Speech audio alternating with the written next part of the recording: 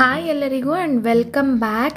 ಚಳಿಗೆ ಬಿಸಿ ಬಿಸಿಯಾಗಿ ಖಾರವಾಗಿ ಗರ್ಗರಿಯಾದ ಒಂದು ಸ್ನ್ಯಾಕ್ ರೆಸಿಪಿನ ನಾನಿಲ್ಲಿ ಶೇರ್ ಮಾಡ್ತಾ ಇದ್ದೀನಿ. ಹರಿಸಾ ಪೊಟ್ಯಾಟೊ ಬೈಟ್ಸ್ ಅಂತ.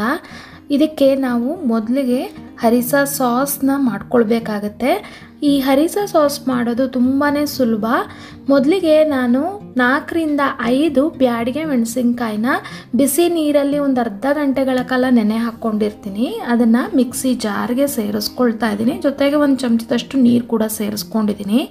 ಇದಕ್ಕೆ ಚೆನ್ನಾಗಿ ಫ್ರೈ ಮಾಡಿರುವಂತಹ ಧನಿಯಾ ಹಾಗೂ ಜೀರಿಗೆನ ಸೇರಿಸ್ಕೊಂಡಿದ್ದೀನಿ. ಒಂದೊಂದು ಚಮಚ, 5 ರಿಂದ 6 ಎಸಳು ಬೆಳ್ಳುಳ್ಳಿ, ಉಪ್ಪು ಎಷ್ಟು ಬೇಕೋ ಅಷ್ಟು ಉಪ್ಪು ಹಾಕ್ಕೊಳ್ಳಿ. 1 ಟೇಬಲ್ ಸ್ಪೂನಷ್ಟು ನಿಂಬೆಹಣ್ಣಿನ ರಸ ಹಾಗೂ 1 ಟೇಬಲ್ ಸ್ಪೂನಷ್ಟು ವೆನೆಗರ್ ಇಷ್ಟನ್ನು ಸೇರಿಸಿ ನುಣ್ಣಗೆ ರುಬ್ಕೊಳ್ಬೇಕಾಗತ್ತೆ. ನಿಮಗೆ ಖಾರ ಜಾಸ್ತಿ ಬೇಕು ಅಂತಂದರೆ ಇಲ್ಲಿ ಅಚ್ಕಾರದ ಪುಡಿನೂ ನೀವು ಸೇರಿಸ್ಕೊಳ್ಬೋದು. ನಾನು ತಗೊಂಡಿರೋ ಮೆಣಸಿನ್ಕಾಯಿ ತುಂಬ ಖಾರ ಇರೋದ್ರಿಂದ ನಾನು ಅಚ್ಕಾರದ ಪುಡಿನ ಸ್ಕಿಪ್ ಮಾಡ್ಕೊಂಡಿದ್ದೀನಿ. ಇದನ್ನು ನಾನೊಂದು ಗ್ಲಾಸ್ ಜಾರಲ್ಲಿ ಹಾಕ್ಕೊಂಡು ಸ್ಟೋರ್ ಮಾಡ್ಕೊಳ್ತಾ ಇದ್ದೀನಿ. ಇದನ್ನು ನೀವು ಬ್ರೆಡ್ ಟೋಸ್ಟ್ ಮಾಡ್ಕೊಳ್ಬೇಕಾದ್ರೆ ಅಥವಾ ಪಾಸ್ತಾ, ಪಿಜ್ಜಾ ಇಲ್ಲಾಂದರೆ ನೂಡಲ್ಸ್ ಮಾಡ್ಕೊಳ್ಬೇಕಾದ್ರೆ ಸ್ಪೈಸಿಯಾಗಿರೋದಕ್ಕೆ ಸೇರಿಸ್ಕೊಳ್ಬೋದು. 2 ಚಮಚದಷ್ಟು ಎಣ್ಣೆನ ಹಾಗೇ ಮೇಲ್ಗಡೆ ಹಾಕಿ ನಾವು ಸ್ಟೋರ್ ಮಾಡ್ಕೊಳ್ಬೋದು. ಇನ್ನು ಪೊಟ್ಯಾಟೊ ಬೈಟ್ಸ್ಗೆ ನಾನೊಂದು 4 ಮೀಡಿಯಮ್ ಸೈಜ್ ಆಲೂಗಡ್ಡೆನ ಚೆನ್ನಾಗಿ ಬೇಯಿಸಿ ಸಿಪ್ಪೆ ತೆಗೆದು ಈ ರೀತಿ ತುರಿದಿಟ್ಕೊಳ್ತಾ ಇದ್ದೀನಿ. ಒಂದು ಚೂರು ಗಂಟು ಬರಬಾರ್ದು, ಆ ರೀತಿ ನೀವು ತುರ್ಕೊಳ್ಬೇಕು. ನೋಡಿ, ಈ ರೀತಿ ಚೆನ್ನಾಗಿ ಮ್ಯಾಶ್ ಆಗಿರಬೇಕು. ಇದಕ್ಕೆ ನಾನು 2 ಕ್ಯೂಬ್ಸ್ ಅಷ್ಟು ಚೀಸ್ನ ತುರಿದು ಹಾಕ್ಕೊಂಡಿದ್ದೀನಿ. ನೋಡಿ, ಇದರಲ್ಲಿ 2 ಕ್ಯೂಬ್ಸ್ ಚೀಸ್ನ ಹಾಕ್ಕೊಂಡಿದ್ದೀನಿ. ನಾವೇನು ಹರಿಸಾ ಸಾಸ್ ರೆಡಿ ಮಾಡ್ಕೊಂಡಿದ್ವಲ್ಲ ಅದನ್ನು ನಾನು 2 ಟೇಬಲ್ ಸ್ಪೂನಷ್ಟು ಇದಕ್ಕೆ ಸೇರಿಸ್ಕೊಳ್ತಾ ಇದ್ದೀನಿ. ಖಾರ ಬೇಕು ಅಂದರೆ ನೀವು ಇನ್ನೂ ಸೇರಿಸ್ಕೊಳ್ಬೋದು.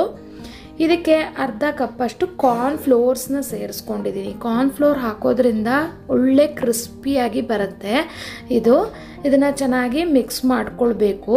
ಇಲ್ಲಿ ಹರಿಸಾ ಸಾಸಲ್ಲೂ ಹಾಗೂ ನೀವು ಸೇರಿಸಿರುವಂಥ ಚೀಸಲ್ಲೂ ಉಪ್ಪಿರೋದ್ರಿಂದ ನೋಡಿಕೊಂಡು ನೀವು ಉಪ್ಪು ಹಾಕ್ಕೊಳ್ಳಿ. ನನಗೆ ಸ್ವಲ್ಪ ಉಪ್ಪು ಬೇಕು ಅನ್ನಿಸ್ತು, ಆದ ಕಾರಣ ನಾನು ಇನ್ನೊಂದು ಸ್ವಲ್ಪ ಉಪ್ಪನ್ನ ಸೇರಿಸ್ಕೊಂಡು ಈ ರೀತಿ ಹಿಟ್ಟು ರೆಡಿ ಮಾಡ್ಕೊಂಡಿದ್ದೀನಿ. ಸ್ವಲ್ಪ ಅಂಟ್ತಾ ಇದೆ ಅಂದರೆ ನೀವು ಎಣ್ಣೆ ಕೂಡ ಹಾಕ್ಕೊಳ್ಬೋದು. ಒಂದು ಬಟರ್ ಪೇಪರಲ್ಲಿ ಈ ಹಿಟ್ಟನ್ನ ಚೆನ್ನಾಗಿ ಸ್ಪ್ರೆಡ್ ಮಾಡ್ಕೊಳ್ಬೇಕು.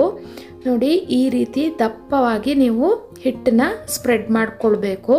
ಇದನ್ನು ನೀವು ರೆಕ್ಟ್ಯಾಂಗಲ್ ಅಥವಾ ಸ್ಕ್ವೇರ್ ಶೇಪಲ್ಲಿ ಸ್ಪ್ರೆಡ್ ಮಾಡಿಕೊಂಡ್ರೆ ನಿಮಗೆ ಕ್ಯೂಬ್ಸ್ ಆಗಿ ಕಟ್ ಮಾಡ್ಕೊಳ್ಳೋಕ್ಕೆ ಈಸಿ ಆಗುತ್ತೆ. ಸ್ವಲ್ಪ ದಪ್ಪವಾಗೇ ಇರಲಿ. ಇನ್ನು ಈ ರೀತಿ ಮಾಡ್ಕೊಂಡಾದ್ಮೇಲೆ ಇದನ್ನೊಂದು 30 ನಿಮಿಷ ನೀವು ಫ್ರಿಜ್ಜಲ್ಲಿ ಇಡಬೇಕಾಗತ್ತೆ. ಈಗ 30 ನಿಮಿಷ ಆಗಿದೆ ನೋಡಿ, ಇದು ಈಗ ರೆಡಿ ಆಗಿದೆ. ಇದನ್ನು ನಾನು ಈ ರೀತಿ ಕಟ್ ಮಾಡ್ಕೊಳ್ತಾ ಇದ್ದೀನಿ.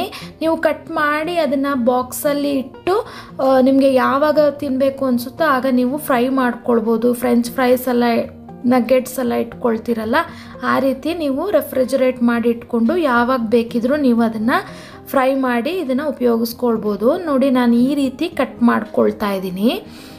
ಇನ್ನು ಯಾರೆಲ್ಲ ನನ್ನ ಚಾನಲ್ನ ಸಬ್ಸ್ಕ್ರೈಬ್ ಮಾಡದೆ ನೋಡ್ತಿದ್ರೆ ಸಬ್ಸ್ಕ್ರೈಬ್ ಮಾಡಿ, ಲೈಕ್ ಮಾಡಿ, ಫ್ಯಾಮಿಲಿ ಆ್ಯಂಡ್ ಫ್ರೆಂಡ್ಸ್ಗೆ ಶೇರ್ ಮಾಡಿ, ಜೊತೆಗೆ ಸಪೋರ್ಟ್ ಮಾಡಿ.